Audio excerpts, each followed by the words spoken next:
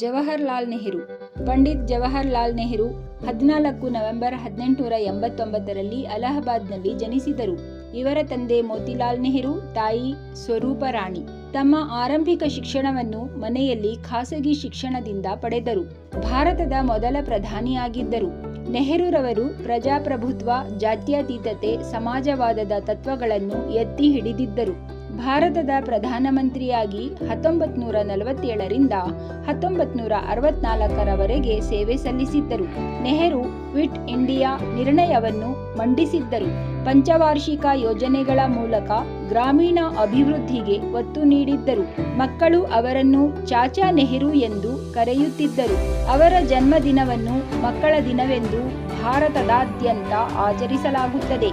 ನೆಹರೂರವರ ಘೋಷಣೆ ಇದಾಗಿತ್ತು: ಇಂದಿನ ಮಕ್ಕಳೇ ನಾಳಿನ ಪ್ರಜೆಗಳು, ಮಕ್ಕಳು ಹೂಗಳಿದ್ದ ಹಾಗೆ ಎಂದು ನೆಹರೂರವರು ಹೇಳುತ್ತಿದ್ದರು. ಸರಿಯಾದ ಶಿಕ್ಷಣ ಪಡೆದವರೇ ಸಮಾಜವನ್ನು ಉತ್ತಮವಾಗಿ ನಿರ್ಮಿಸುತ್ತಾರೆ.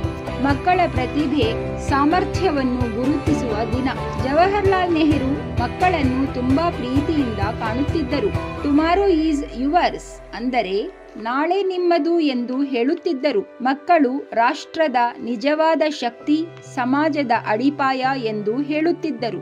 ಎಲ್ಲ ಮುದ್ದು ಮಕ್ಕಳಿಗೆ ಜವಾಹರ್ಲಾಲ್ ನೆಹರೂರವರ ಜನ್ಮದಿನದ ಶುಭಾಶಯಗಳು.